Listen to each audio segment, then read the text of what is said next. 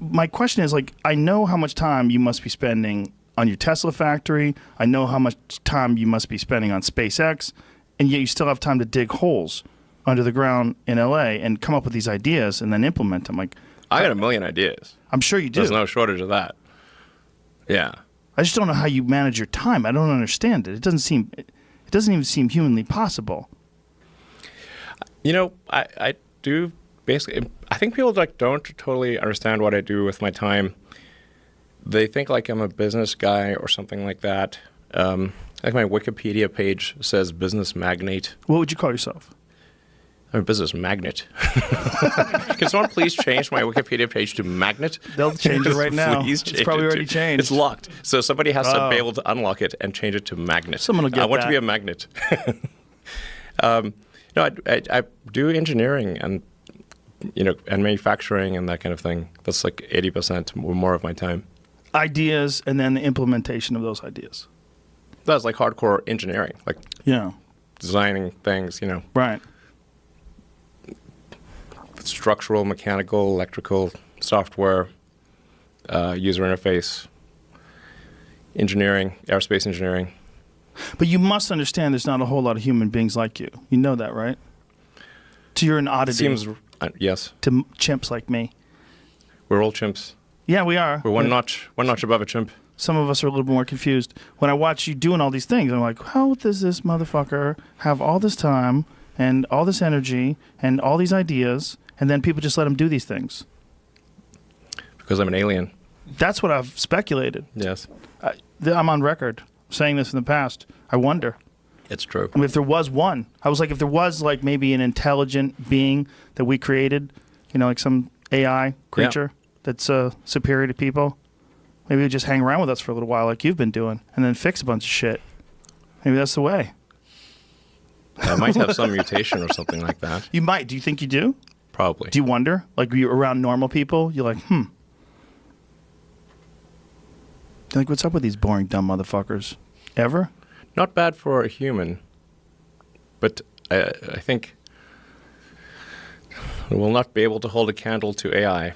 You scare the shit out of me when you talk about AI. Between you and Sam Harris. I didn't even consider it until I had a podcast with Sam once. Sounds great. He made me shit my pants. Talking about AI, I realized, like, oh, well, this is a genie that once it's out of the bottle, you're never getting it back in. That's true. There was a video that you tweeted about one of those Boston Dynamic robots. And you're like, in the future, it'll be moving so fast you can't see it without a strobe light. Yeah. You could probably do that right now. And no one's really paying attention too much other than people like you or people that are really obsessed with technology. All these things are happening, and these robots are... And did you see the one where PETA put out a statement that you shouldn't kick robots? It's probably not wise. For retribution. Their memory's very good. I bet it's really good. It's really good. I bet it is. Yes. And getting better every day. It's really good. Are you honestly, legitimately concerned about this? Is like AI one of your main worries in regards to the future? Yes. It's less of a worry than it used to be, mostly due to taking more of a fatalistic attitude. So you used to have more hope, and you gave up some of it, and now you don't worry as much about AI. You're like, this is just what it is. Yeah, pretty much. Yes, yes. It's not. But no, it's not necessarily bad. It's definitely going to be outside of human control. Not necessarily bad, right? Yeah, it's not necessarily bad. It's just outside of human control. Now, the thing that's going to be tricky here is that it's going to be very tempting to use AI as a weapon. It's going to be very tempting. In fact, it will be used as a weapon.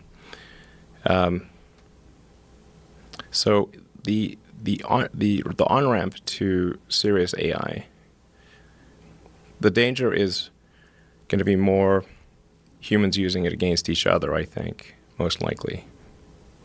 That'll be the danger. Yeah. how far do you think we are from something that can make its own mind up, whether or not something's ethically or morally correct, or whether or not it wants to do something, or whether or not it wants to improve itself, or whether or not it wants to protect itself from people or from other AI? How far away are we from something that's really, truly sentient?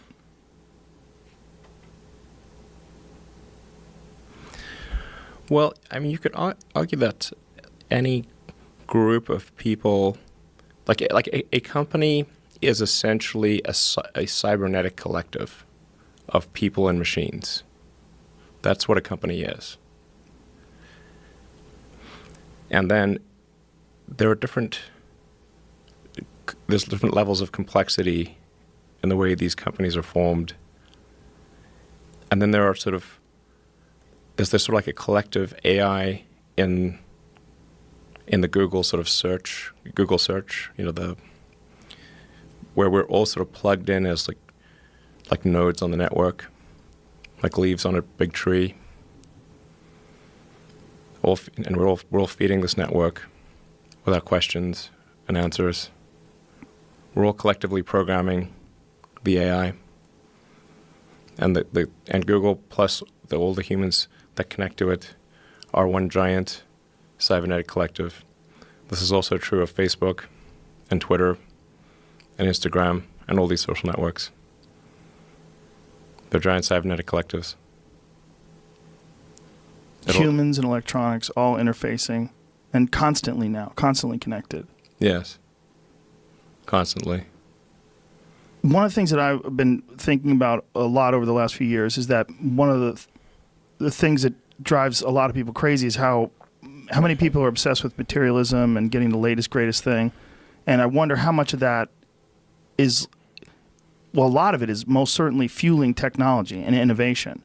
And it almost seems like it's built into us. It's like what we like and what we want, that we're fueling this thing that's constantly around us all the time. And it doesn't seem possible that people are going to pump the brakes. It doesn't seem possible at this stage when we're constantly expecting the newest cell phone, the latest Tesla update, the newest MacBook Pro. Everything has to be newer and better. And that's going to lead to some incredible point. And it seems like it's built into us. It almost seems like it's an instinct that we're working towards this, that we like it. Mm-hmm. That our job, just like the ants build the anthill, our job is to somehow or another fuel this. Yes. I mean, when I made those comments some years ago, but it feels like we are the biological bootloader for AI, effectively. We are building it. And then we're building progressively greater intelligence. And the percentage of intelligence that is not human is increasing. And eventually, we will represent a very small percentage of intelligence. But the AI is informed, strangely, by the human limbic system. It is, in large part, our id writ large. How so? Well, you mentioned all those things, the sort of primal drives. Mm-hmm. There's all the things that we like and hate and fear. They're all there on the internet. They're a projection of our limbic system.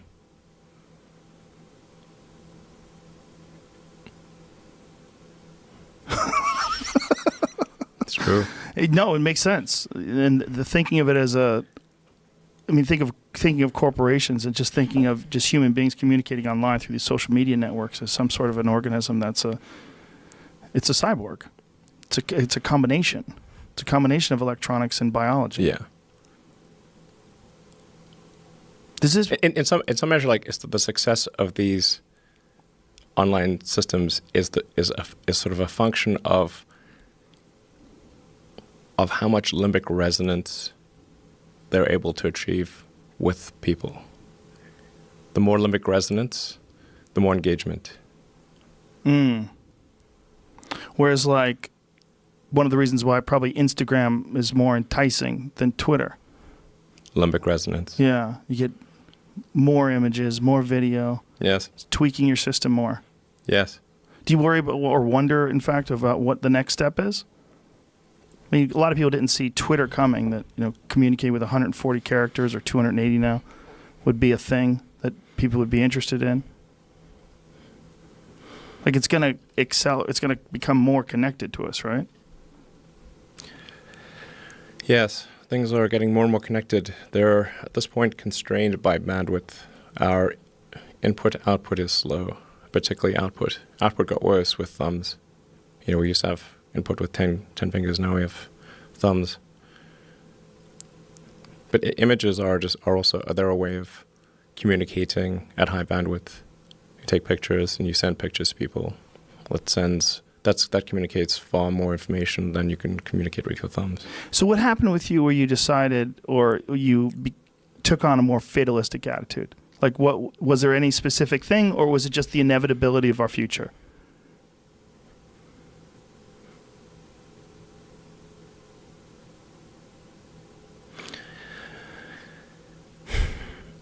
I try to convince people to slow down AI, to regulate AI. This was futile. I tried for years. This seems Nobody like a scene listened. in a movie Nobody where listened. the robots are going to fucking take over and you're freaking me out. Nobody listened. Nobody listened. No one. Are people more inclined to listen today? It seems like an issue that's brought up more often over the last few years than it was maybe 5-10 years ago. It seemed like science fiction. Maybe they will. So far, they haven't. I think people don't normally the way that regulations work is very slow. It's very slow indeed. So usually there'll be some new technology. It will cause damage or death. There will be an outcry. There will be an investigation. Years will pass. There will be some sort of insight committee. There will be rulemaking. Then there will be oversight, eventually regulations. This all takes many years. This is the normal course of things. If you look at, say, automotive regulations, how long did it take for seatbelts to be implemented, to be required? The auto industry fought seatbelts, I think, for more than a decade. Successfully fought any regulations on seatbelts, even though the numbers were extremely obvious. If you had a seatbelt on, you would be far less likely to die or be seriously injured. It was unequivocal. And the industry fought this for years successfully. Eventually, after many, many people died, regulators insisted on seatbelts.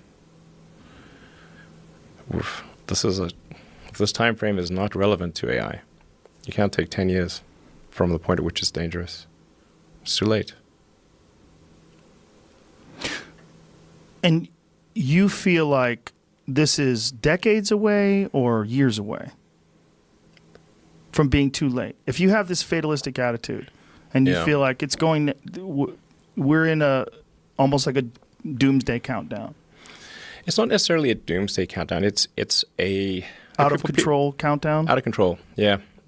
People call it the singularity, and that's probably a good way to think about it. It's a singularity. It's hard to predict, like a black hole. What happens past the event horizon? Right. So once it's implemented, it's very different because it will once be able to. Once the genie's out of the bottle, what's going to happen? And it will be able to improve itself. Yes. That's where it gets spooky, right? The idea that it can do thousands of years of innovation, very, very quickly. Yeah. And then we'll be just ridiculous. Ridiculous. We will be like this ridiculous biological shitting, pissing thing trying to stop the gods. No, stop. We like living with a finite lifespan and watching, Norman Rockwell paintings. It could be terrible, and it could be great. It's not clear. Right. But one thing is for sure, we will not control it. Do you think that it's likely that we will merge somehow or another with this sort of technology and it'll augment what we are now? Or do you think it will replace us? Well, that's the scenario. The merge scenario with AI is the one that seems like probably the best. Like for us. Yes. Like if you can't beat it, join it. That's Yeah. you know. So from a long-term existential standpoint, that's like the purpose of Neuralink, is to create a high bandwidth interface to the brain such that we can be symbiotic with AI. Because we have a bandwidth problem. You just can't communicate through your fingers. It's too slow. And where's Neuralink at right now? I think we'll have something interesting to announce in a few months. That's at least an order of magnitude better than anything else. Probably, I think better than probably anyone thinks is possible. How much can you talk about that right now? I don't want to jump the gun on that. But what's like the ultimate, what's the idea behind it? Like, what are you trying to accomplish with it? Like, what would you like, best case scenario? I think best case scenario, we effectively merge with AI, where AI serves as a tertiary cognition layer, where we've got the limbic system, kind of the primitive brain essentially. You've got the cortex. So you're currently in a symbiotic relationship. Your cortex and limbic system are in a symbiotic relationship. And generally people like their cortex and they like their limbic system. I haven't met anyone who wants to delete their limbic system or delete their cortex.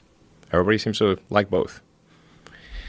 And the cortex is mostly in service to the limbic system. People may think that the thinking part of themselves is in charge, but it's mostly their limbic system that's in charge. And the cortex is trying to make the limbic system happy. That's what most of that computing power is oriented towards. How can I make the limbic system happy? That's what it's trying to do. Now, if we can have a third layer, which is the AI extension of yourself, that is also symbiotic. And there's enough bandwidth between the cortex and the AI extension of yourself such that the AI doesn't de facto separate, then that could be a good outcome. That could be quite a positive outcome for the future. So instead of replacing us, it will radically change our capabilities. Yes, it will enable anyone who wants to have superhuman cognition. Anyone who wants. This is not a matter of earning power, because your earning power would be vastly greater after you do it. So it's just like anyone who wants can just do it, in theory. That's the theory. And if that's the case, then, and let's say billions of people do it, then the outcome for humanity will be the sum of human will, the sum of billions of people's desire for the future. And but that billions of people with enhanced cognitive ability, radically enhanced. Yes. And which would be, but how much different than people today? Like if you had to explain it to a person who didn't really understand what you were saying, like how much different are you talking about? When you say radically improved, like what do you mean? You mean mind reading? It would be difficult to really appreciate the difference. It's kind of like, how much smarter are you with a phone or computer than without? You're vastly smarter, actually. You can answer any question. If you're connected to the internet, you can answer any question pretty much instantly, any calculation. Your phone's memory is essentially perfect.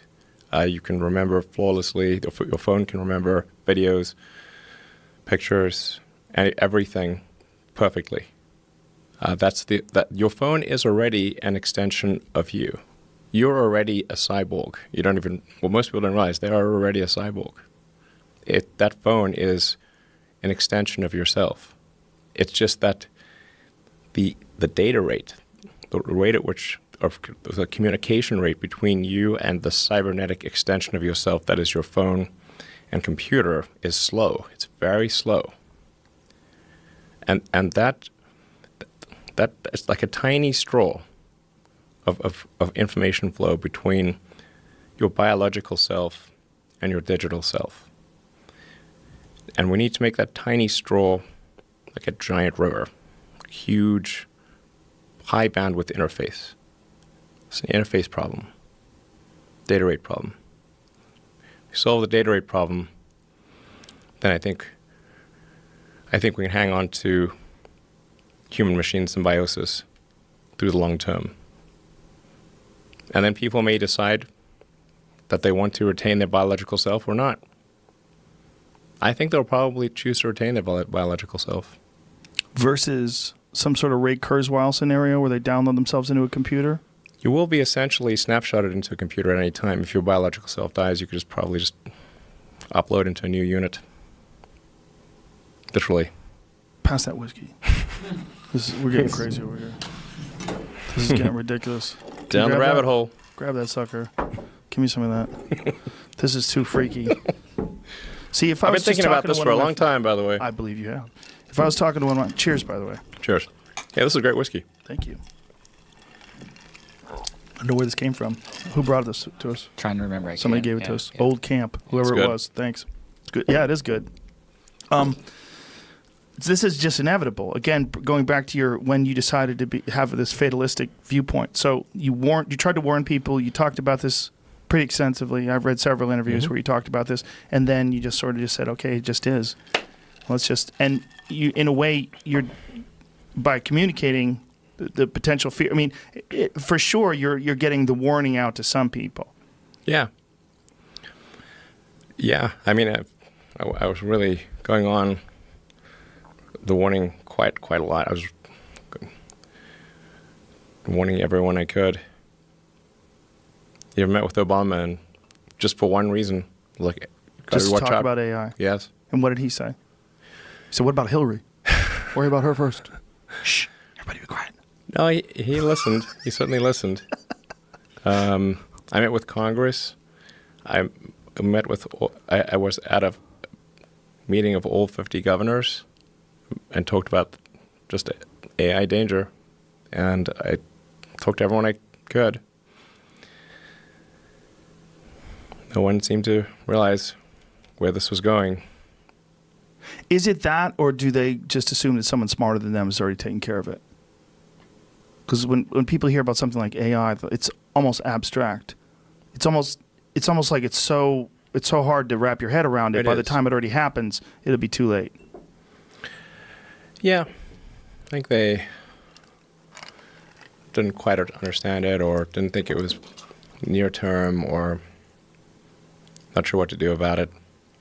When I said, an obvious thing to do is to just establish a government committee to gain insight, before you do oversight, before you do make regulations, just try to understand what's going on. And then if you have an insight committee, then once they learn what's going on, get up to speed, then they can make maybe some rules or propose some rules. And that would be probably a safer way to go about things. It seems, I know that it's probably something that the government's supposed to handle, but it seems like I don't want the government to handle this. Who do you want to handle it? I want you to handle this. Oh, geez. Yeah. I feel like you're the one who could ring the bell better. Because if Mike Pence starts talking about AI, I'm like, shut up, bitch. You don't know anything about AI. Come on, man. He doesn't know what he's talking about. Yeah, but I don't have the power to regulate other companies. What am I supposed to? Right. But maybe companies could agree. Maybe there could be some sort of we have agreements where you're not supposed to dump toxic waste into the ocean. You're not supposed to do certain things that could be terribly damaging, even though they'd be profitable. Maybe this is one of those things. Maybe we should realize that you can't hit the switch on something that's going to be able to think for itself and make up its own mind as to whether or not it wants to survive or not, and whether or not it thinks you're a threat. And whether or not it thinks you're useless. Like, why do I keep this dumb, finite life form alive? Why keep this thing around? It's just stupid. It just keeps polluting everything, shitting everywhere it goes, lighting everything on fire and shooting each other. Why would I keep this stupid thing alive? Because sometimes it makes good music, sometimes it makes great movies, sometimes it makes beautiful art, and sometimes it's cool to hang out with. Like Yes, all those reasons. Yeah, for us, those are great reasons. Yes. But for anything objective, standing outside, like, oh, this is definitely a flawed system. And when automation really kicks into focus in, however X many years, when millions and millions of jobs go away, we're going to be confronted with this new world. And this is what a lot of people are very concerned with when they talk about the next couple of decades. Yeah. They're very concerned with automation, and they're very concerned with artificial intelligence. Artificial intelligence, and that it's not just going to take away skilled or unskilled labor, but it's also going to take skilled labor away. There's going to be no one answering phones anymore. It's all going to be computers. They're very close to being able to do that right now, where a computer will have a legitimate conversation with you, and you don't even know that you're talking to a computer. It's crazy. It's crazy. Are you concerned with sentient artificial intelligence, and in terms of its military applications, in terms of there's a lot of concern that what we're experiencing now with, particularly when you talk about Yemen, with drones, with these piloted things, that what you're going to have is autonomous weapons in the future, where you're just going to be able to literally release killer robots. I'm very concerned about artificial intelligence and how quickly this technology is evolving with very little oversight or even understanding at the highest levels of our government about both what the opportunities are that it presents and also the very real dangers of this technology being weaponized and how quickly that could spiral out of control. What could we do to stop artificial intelligence from spiraling out of control? In particular, what could we do to stop autonomous weapons? What a lot of people are really concerned with. Did you watch that show Black Mirror? Mm-mm.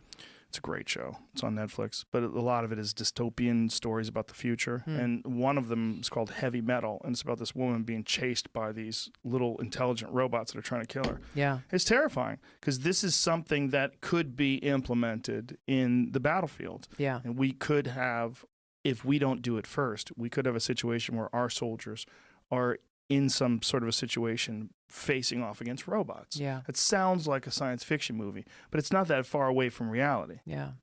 I think this is one of those things that kind of leaders in the global community have to recognize, that just like with the nuclear arms race, once you start on this race, I mean, there are no winners in a nuclear war.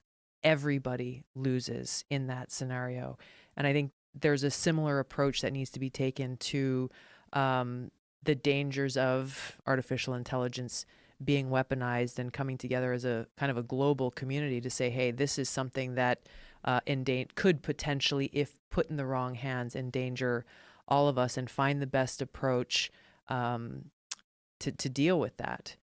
Because my concern is, as we see with so many of these other weapon systems, if it's just one country that's doing it, then you have, well, my gosh, if everyone else is weaponizing, but we're the only ones who are doing the right thing, then is that creating a situation where our national security is at risk or our troops are at risk? So I think it's one of those things that, this world is a small place, and we would have a shared interest with leaders of other countries in the world to provide the right kinds of checks and balances on this technology so that it doesn't become something that's a danger to humanity. And the real fear would be that someone would not think that at all. Yeah. That there would be whatever country, figure out what the country is, that some country would be like, fuck you, we're going to do whatever we want. Look, you guys took over this world because of nuclear power. We're going to take over this world because of autonomous weapons and artificial intelligence. Yeah. And we're going to design it to go kill Americans. Yeah, I think that's why it's important that we take a global approach to this. Yeah. And because otherwise I think you end up with that scenario, and where you just, this race begins and then there's no way to stop it and it's too late.